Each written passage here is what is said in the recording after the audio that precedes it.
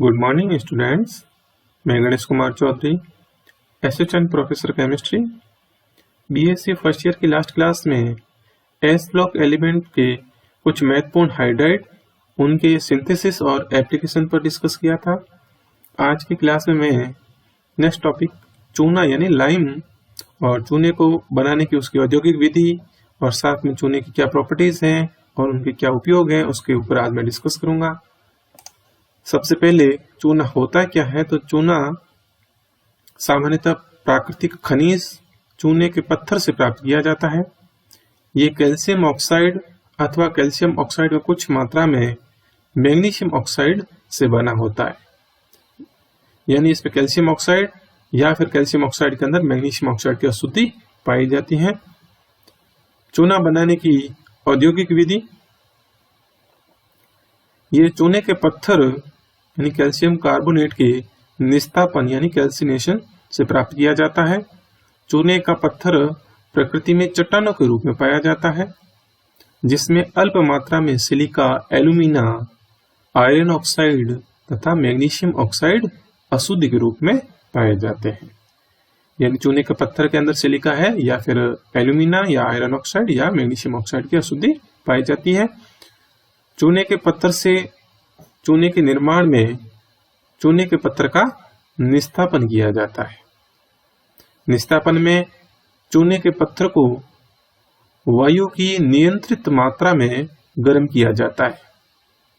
चूने का पत्थर 880 डिग्री सेल्सियस ताप पर गर्म करने पर विघटित हो जाता है और ये अभिक्रिया उत्क्रमणीय यानी रिवर्सिबल होती है और साथ में ये उष्माक्षेपी यानी कि एक्सोथर्मिक अभिक्रिया होती है। इस प्रकार से ये कैल्शियम कार्बोनेट और कैल्शियम कार्बोनेट को 880 डिग्री सेल्सियस पर गर्म करते हैं तो ये विघटित होकर के कैल्शियम ऑक्साइड और कार्बन डाइऑक्साइड में विघटित हो जाता है और साथ में यहाँ पे 42.5 किलो कैलोरी एनर्जी निकलती है। ये अभिक्रिया अग्रगामी दिशा में तभी जाती हैं, यानी कि यहाँ फॉरवर्ड डायरेक्शन के अंदर, यानी चूने के पत्थर से चूना तभी प्राप्त होता है जब अभिक्रिया से प्राप्त CO2 को हटा लिया जाए। यानी CO2 को हटाते रहेंगे यहाँ से तो यह अभिक्रिया अग्र दिशा में अग्रसर होती रहेगी। अभिक्रिया का ताप 900 डिग्री सेल्सियस से अधिक न बढ़ने दिया जाए, यानी तापमान है वो 900 से ज्यादा नहीं होना चाहिए। चूने के पत्थर में उपस्थित मैग्नीशियम कार्बोनेट है, वो मैग्नीशियम कार्बोनेट जो है वो भी मैग्नीशियम ऑक्साइड और CO2 में विघटित हो जाता है। यानी चूने के पत्थर के अंदर उपस्थित कैल्शियम कार्बोनेट के साथ में अशुद्धि के रूप में मैग्नीशियम कार्बोनेट भी हो सकता है, तो मैग्नीशियम कार्बोनेट का भी विघटित हो जाता है और वो मैग्नीशियम ऑक्साइड और CO2 में बदल जाता है और CO2 वहां से निकल जाती है। मैग्नीशियम ऑक्साइड रह जाता है जो कि चूने के साथ में कैल्शियम ऑक्साइड के साथ में अशुद्धि के रूप में पाया जाता है। निस्तापन कैसे होता है? यहाँ पे चूने के पत्थर का निस्तापन एक ऊर्ध्वाधर भट्टी में किया जाता है। इस प्रकार से ये भट्टी दे रखी है यहाँ पे। ये भट्टी लगभग 35 से 75 फीट ऊंची होती है। इस प्रकार हाइट इसकी 35 से 75 फीट होती है और तथा इसका व्यास है वो 10 से 21 फीट व्यास होता है। इस प्रकार से ये व्यास जो है वो 10 से 21 फीट का होता है, जिसकी भीतरी सतह पर तापश ईंटें यानी इस प्रकार से ये रिफ्रैक्टरी ब्रिक्स जो लगी हुई है, तापश ईंटें लगी रहती हैं। ईंधन के जलने से उत्पन्न उष्मा चूने के पत्थर को विघटित करके कैल्शियम ऑक्साइड तथा CO2 देती हैं। यहाँ पे ये फायर बॉक्स और यहाँ पर ये गर्म, और जिसके कारण ये जो ऊपर से जो लाइम स्टोन हॉपर, यहाँ से लाइम स्टोन चूने का पत्थर जो गिर रहा है तो यहाँ पर ये यहाँ लाइम स्टोन जो है चूने का पत्थर वो गर्म हो रहा है और जिसके कारण यहाँ से CO2 और कैल्शियम ऑक्साइड में विघटित हो जाता है।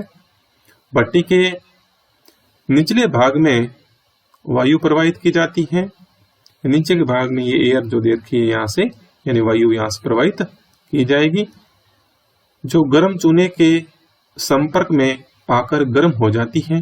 ये वायु जो जाएगी प्रवाहित होकर, गर्म चूना है यहाँ पे, ये वायु भी क्या हो जाती है, गर्म हो जाती है तथा ऊपर उठते हुए अभिक्रिया में जो उत्पन्न CO2 है, कार्बन डाइऑक्साइड को अपने साथ बहा ले जाती है। इस प्रकार प्राप्त चूने को भट्टी में से हटाकर अन्य पात्र में एकत्रित कर लिया जाता है और इस प्रकार से जो चूना है उसको अन्य पात्र में इकट्ठा कर लिया जाता है।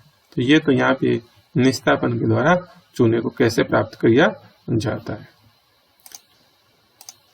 नेक्स्ट, चूने के गुण, क्या इनकी प्रॉपर्टीज है। ये एक श्वेत पदार्थ होता है चूना, ये जल अवशोषित करके कैल्शियम हाइड्रोक्साइड बनाता है और ये अभिक्रिया भी एक्सोथर्मिक यानी ऊष्माक्षेपी होती है। इस प्रकार से ये कैल्शियम ऑक्साइड जो चूना है वो जल को अवशोषित करके कैल्शियम हाइड्रोक्साइड के अंदर परिवर्तित हो जाता है। इस प्रकार चूने द्वारा जल अवशोषण से प्राप्त कैल्शियम जो हाइड्रोक्साइड है वो बुझा हुआ चूना कहलाता है। ये कैल्शियम ऑक्साइड जो बिना बुझा चूना और कैल्शियम हाइड्रोक्साइड जो बुझा हुआ चूना कहलाता है। अभिक्रिया एक्सोथर्मिक होती है। चूना सामान्य बुझे हुए चूने के रूप में ही वितरित किया जाता है, क्योंकि चूने की तुलना में बुझे हुआ चूना है वो उसके साथ में काम करना है वो कम खतरनाक होता है, खतरा कम रहता है।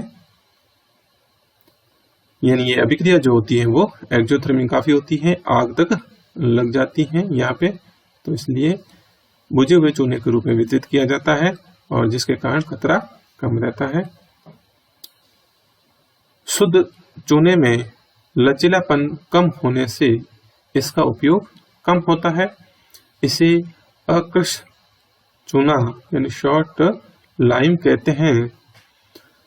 चूना जिसमें कुछ मात्रा में मैग्नीशियम ऑक्साइड मिला रहता है उसे प्लास्टिक चूना प्लास्टिक लाइम कहलाता है, क्योंकि इसे प्रयोग में लाना सरल होता है। जब चुनाई अथवा प्लास्टर में चूने का उपयोग किया जाता है तो इसमें रेत यानी सिलिका मिला दी जाती है जो रस के जमने में सहायता प्रदान करती है और इस प्रकार जो बना हुआ मिश्रण है वो सस्ता भी होता है। नेक्स्ट, यहाँ पे चूने के जमने और कठोर होने की प्रक्रिया, किस प्रकार से चूना है वो जमता और कठोर होता है। चूने या चूने के मसाले का जमना तथा कठोर होना एक निर्जलीकरण अभिक्रिया है, यानी यहाँ पे जल निकलता है, वाटर मॉलिक्यूल निकलेगा यहाँ से, जिसे निर्जलीकरण कहेंगे। इसके साथ साथ वायुमंडल की CO2 कुछ मात्रा में कैल्शियम हाइड्रोक्साइड से संयुक्त होकर के कैल्शियम कार्बोनेट बनाती है। तो इसके साथ यहाँ पे जो दिख रहा है कैल्शियम हाइड्रोक्साइड है वो वायुमंडल की CO2 को है के साथ में संयुक्त होकर के यहाँ पे कैल्शियम कार्बोनेट बनता है और साथ में वाटर का मॉलिक्यूल निकल रहा है, यानी कि निर्जलीकरण अभिक्रिया है। और इस प्रकार बने विभिन्न उत्पादों में यानी कुछ मात्रा में यहाँ पे कैल्शियम हाइड्रोक्साइड है तो कुछ मात्रा में यहाँ पे कैल्शियम कार्बोनेट में परिवर्तित हो गया है। तो ये जो कुछ विभिन्न जो उत्पाद बने हैं उन उत्पादों से एक प्रकार का कोलाइड जेल प्राप्त होता है, जो मिक्स में सभी मिले हुए जो पदार्थ होंगे उसे कोलाइडी जेल कहते हैं, जो धीरे धीरे कठोर हो जाता है। इस प्रकार चूने का जमकर कठोर होना चूने का कैल्शियम कार्बोनेट में परिवर्तन है, यानी चूने का जमकर के कठोर होना है वो प्रक्रम है, उसमें चूने का कैल्शियम कार्बोनेट में परिवर्तन होना है। निर्जलीकरण की अभिक्रिया में चूने का पेस्ट सिकुड़ने लगता है, यानी कि निर्जलीकरण की अभिक्रिया होगी तो उसमें चूने का जो पेस्ट बना हुआ है वो सिकुड़ेगा, जिसके फलस्वरूप चूने में दरारें पड़ने लगती हैं, इसलिए चूने में रेत मिला दी जाती है जो दरारें पड़ने से रोकती हैं। इस प्रक्रिया में जटिल सिलिकेट विघटित होकर के सामान्य यौगिक जैसे कैल्शियम सिलिकेट, कैल्शियम एल्यूमिनेट या कैल्शियम हाइड्रोक्साइड आदि बनाते हैं, जो चूने के जमने व कठोर होने के लिए उत्तरदायी है। तो इस प्रकार से ये चूने का जमने का जो प्रक्रम होता है, कठोर होने का प्रक्रम होता है। इसके साथ ही जो लाइम यानी कि चूना का जो टॉपिक था वो कंप्लीट होता है। नेक्स्ट क्लास में नेक्स्ट टॉपिक पे डिस्कस करूंगा। Thank you.